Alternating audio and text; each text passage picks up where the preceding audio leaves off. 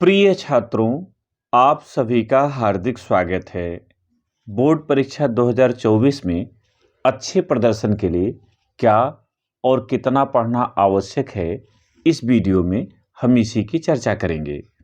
आप जानते हैं कि आपका प्रश्न पत्र कुल 3 घंटे 15 मिनट का होता है, जिनमें 15 मिनट प्रश्न पत्र पढ़ने के लिए होते हैं, 70 अंक लिखित परीक्षा के लिए होते हैं, जबकि शेष 30 अंक आंतरिक मूल्यांकन के आधार पर दिए जाते हैं।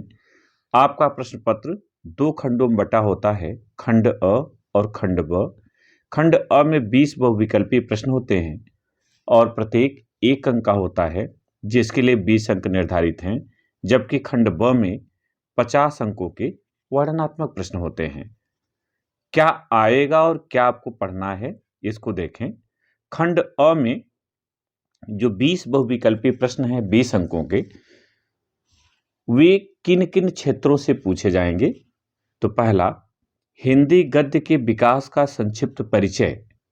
इससे 5 प्रश्न पूछे जाएंगे, प्रत्येक 1 अंक का होगा और इसके लिए कुल 5 अंक निर्धारित हैं।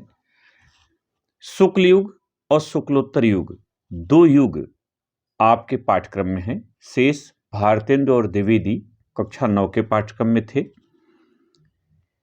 इसमें पूछा क्या जाएगा? हिंदी गद्य के विकास का संक्षिप्त परिचय, यानी हिंदी गद्य का आविर्भाव कहाँ से हुआ, हिंदी गद्य की पहली रचना, हिंदी गद्य की प्राचीन रचनाएं कब से मिलती हैं, इस तरह की चीजें जो आपकी किताब की शुरू की भूमिका में दी जाती हैं। काल विभाजन के शुक्ल युग की समय सीमा क्या है, शुक्लोत्तर युग की समय सीमा क्या है, प्रमुख लेखक एवं उनकी रचनाएं, इन कालों के जो प्रमुख लेखक हैं उनकी रचनाएं और लेखक, हिंदी की विधाएं जैसे निबंध, नाटक, उपन्यास, कहानी और उनके लेखक, इसे पढ़ना है। सत्य एवं असत्य कथन की पहचान, दिए गए जो 4 विकल्प होंगे उसमें कौन सही है, इस तरह का, या कभी कभी कौन असत्य है, इस तरह का भी पूछ लिया जाता है। तथा दी गई रचनाओं के लेखकों के नाम, जो प्रमुख रचनाएं हैं उनमें से कोई रचना दी जाती है और पूछा जाता है कि यह रचना किसकी है।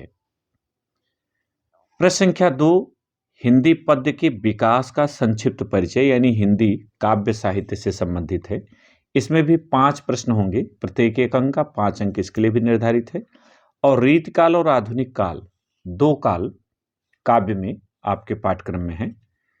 आधुनिक काल के अंतर्गत भारतेंदु युग, द्विवेदी युग, छायावाद, प्रगतिवाद, प्रयोगवाद, नई कविता, ये उपविभाजन है। और रीतकाल, इन सभी की प्रमुख विशेषताएं, इनके प्रमुख कवि और उनकी रचनाएं, तथा हिंदी पद्य के विकास का संक्षिप्त परिचय कि हिंदी पद्य साहित्य का काल विभाजन, हिंदी का पहला कवि, हिंदी काव्य की पहली रचना, इस तरह की चीजें पूछी जाएंगी। तीसरा, काव्य सौंदर्य के तत्व। इसके अंतर्गत 3 खंड हैं, रस, छंद और अलंकार। रस, आपके पाठ्यक्रम में केवल 2 ही रस है, हास्य एवं करुण। अगर प्रश्न की बात करें कि पूछा क्या जाएगा, तो इनका स्थायी भाव, जैसे हास्य का स्थायी भाव हास, करुण का शोक, किसी अन्य का भी पूछा जा सकता है जो आपने नाम पढ़ा है। इनकी परिभाषा से संबंधित प्रश्न पूछा जा सकता है। उदाहरण की आपको पहचान करनी हो सकती है कि जो काव्य पंक्ति दी गई है इसमें कौन सा रस है, हास्य रस है या करुण रस है, लेकिन 2 में से एक ही होगा, यानी इन 2 के अतिरिक्त और किसी का उदाहरण नहीं पूछा जाएगा। अगर आपको एक भी सही पता है तो आप जान जाएंगे कि दूसरे का उदाहरण है। ख की बात करें, अलंकार, आपके पाठ्यक्रम में उपमा, रूपक और उत्प्रेक्षा, ये 3 अलंकार हैं। इनकी परिभाषा या उदाहरण या दिए गए काव्य पंक्ति में आपको अलंकार की पहचान करनी हो सकती है। इसके लिए भी 1 प्रश्न और 1 अंक का। और तीसरा, यानी खंड ग, छंद। अब आपके पाठ्यक्रम में 2 ही छंद हैं, सोरठा एवं रोला।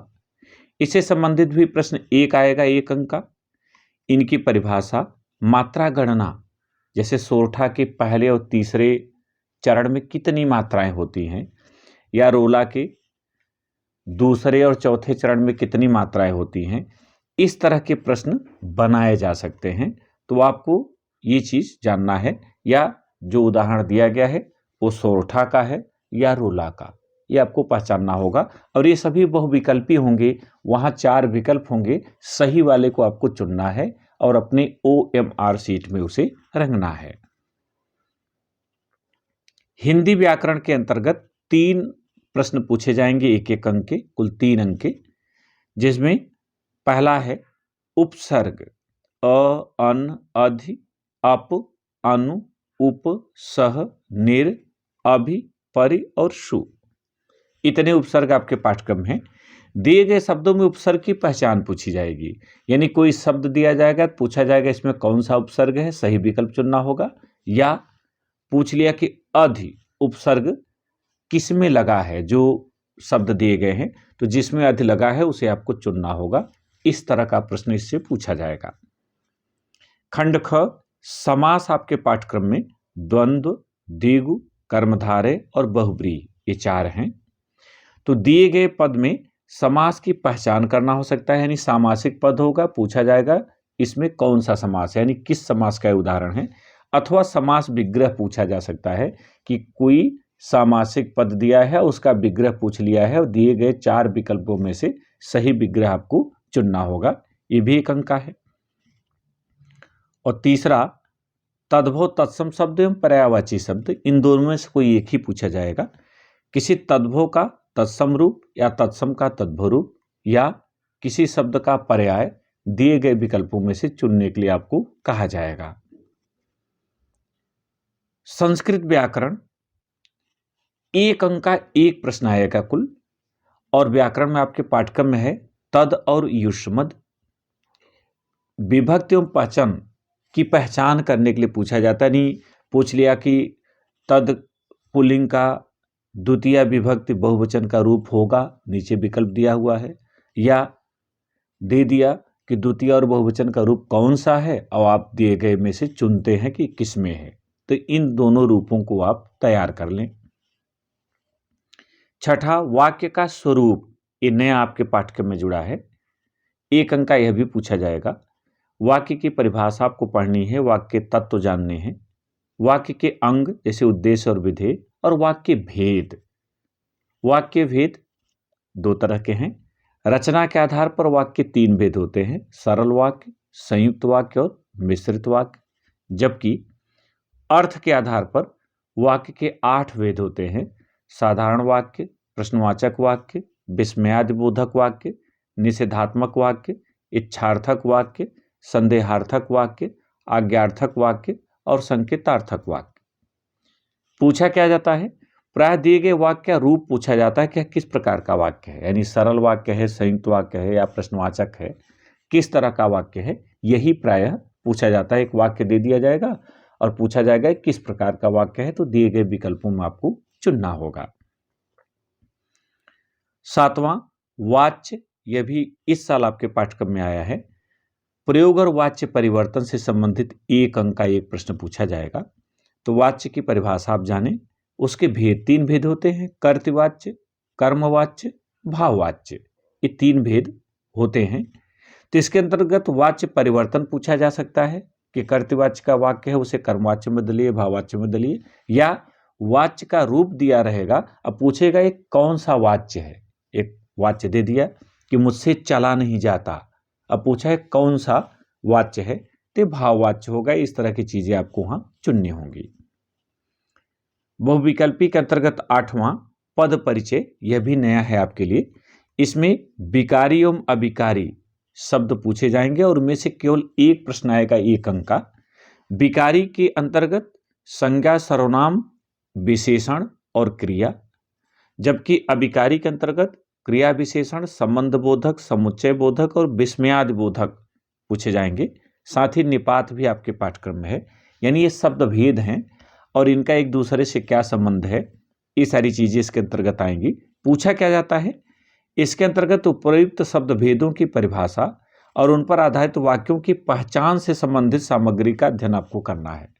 जैसे कोई शब्द दे दिया, पूछ लिया है ये कौन सी संज्ञा है, या दिए गए शब्द में कौन सा विशेषण है, क्रिया विशेषण कौन सा है, इस तरह का प्रश्न पूछा जाएगा। तो इनकी परिभाषा अगर आप जाने रहेंगे और उदाहरण देखे रहेंगे तो आप चुन लेंगे।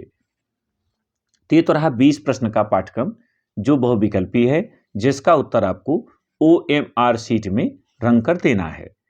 अब आइए खंड ब पर चलें। वर्णनात्मक 50 अंक का प्रश्न है और इसका पहला प्रश्न गद्यांश पर आधारित है। 2 गद्यांश दिए जाएंगे, आपको किसी एक को चुनना है और उसके नीचे 3 प्रश्न होंगे। पहला संदर्भ का होगा, दूसरा रेखांकित अंश की व्याख्या, दिए गए पैराग्राफ में से 2-3 पंक्ति रेखांकित होगी, उसकी व्याख्या करनी होगी, और तीसरा एक तथ्यपरक प्रश्न होगा, यानी एक ऐसा प्रश्न होगा जिसका उत्तर उसी पैराग्राफ में छिपा होगा, उसी अनुच्छेद में छिपा होगा, उसे आपको ढूंढ के लिखना है। प्रत्येक के लिए 2 अंक। इस तरह से इस प्रश्न के लिए कुल 6 अंक निर्धारित हैं। कौन से पाठ आपको इसके लिए पढ़ने हैं?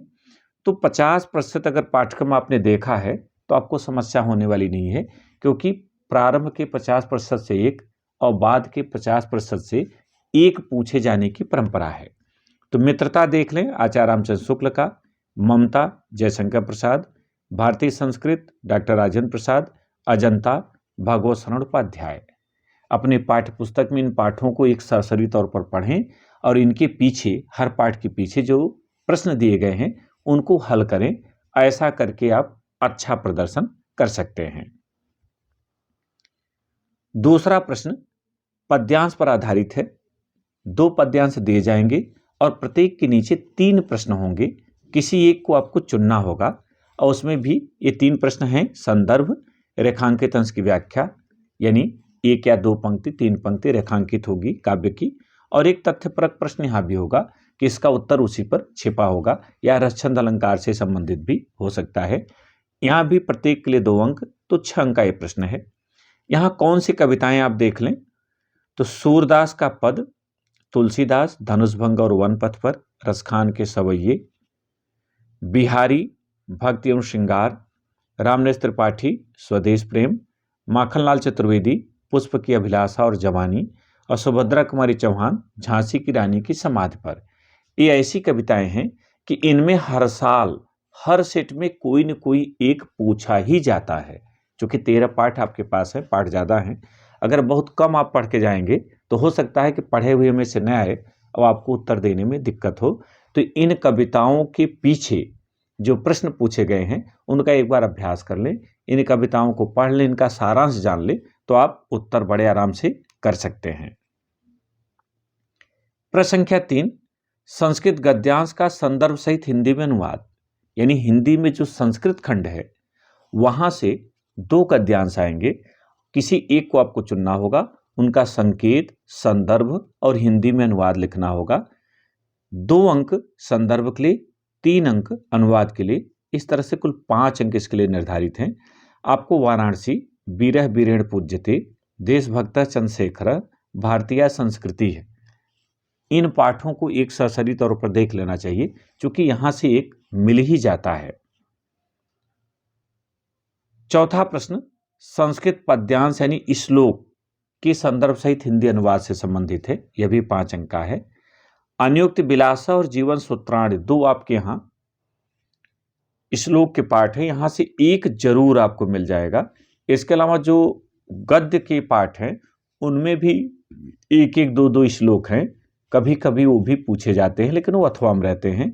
इन दोनों पाठों में से एक आपको जरूर मिल जाएगा। तो यहाँ भी संकेत, संदर्भ और हिंदी अनुवाद डाल करके आप अपनी बात लिखें। 5वां प्रश्न खंड काव्य से है और ये 3 अंक का है। प्रत्येक मंडल के लिए अलग अलग खंड काव्य निर्धारित हैं, अतः आपके मंडल में जो खंड काव्य चलता है उसके सर्गों का सारांश और प्रमुख पात्र का यानी नायक का चरित्र चित्रण, नायक और नायिका का चरित्र चित्रण तैयार करिए। परीक्षा में इनमें से एक आपको मिल जाएगा, वो एक ही करना होगा। जैसे अगर प्रयागराज की बात करें तो अग्रपूजा खंड काव्य के 2 सर्ग का सारांश लिखिए, अथवा अग्रपूजा खंड काव्य के नायक का चरित्र चित्रण कीजिए। इस तरह का प्रश्न आएगा, 2 सर्ग, 3, 4। तो सर्ग का सारांश तैयार कर लें और नायक का चरित्र चित्रण तैयार कर लें, तो आप बड़े आराम से इस प्रश्न का उत्तर दे सकते हैं। छठा प्रश्न 2 खंडों में विभाजित है खंड क में किसी लेखक का जीवन परिचय और प्रमुख रचना लिखने के लिए आएगा। 3 अंक जीवन परिचय के लिए और 2 अंक रचनाओं के लिए हैं। 5 अंक का ये प्रश्न है। इसके अंतर्गत आपको आचार्य रामचंद्र शुक्ल, जयशंकर प्रसाद, डॉक्टर भगवत शरण उपाध्याय और डॉक्टर राजेंद्र प्रसाद, अगर ये 4 आप तैयार कर लें तो परीक्षा में आपको इसमें से एक मिल जाएगा।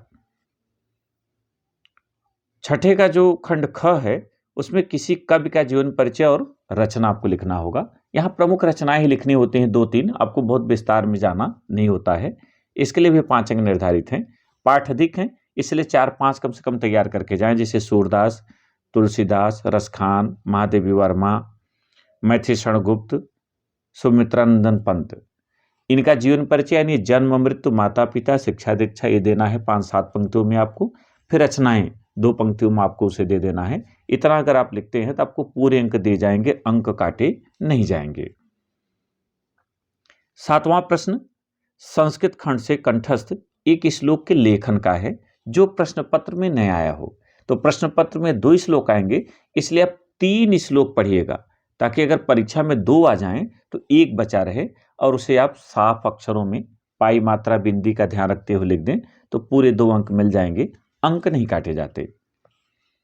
8वां प्रश्न पत्र लेखन का है, ये आपको नया जुड़ा है। इसके पहले आप 9 में पत्र लेखन पढ़ चुके हैं।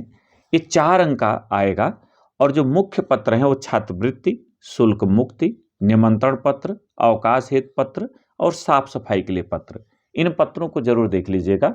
इससे संबंधित एक हमने वीडियो भी डाल दिया है जिसमें 9, 10, 11, 12 के सारे पत्र हैं, तो आप अपने पत्र वहाँ देख लें। वहाँ विभाजन भी है कि कौन सा 9 में आता है, कौन सा 10, कौन सा 11, 12।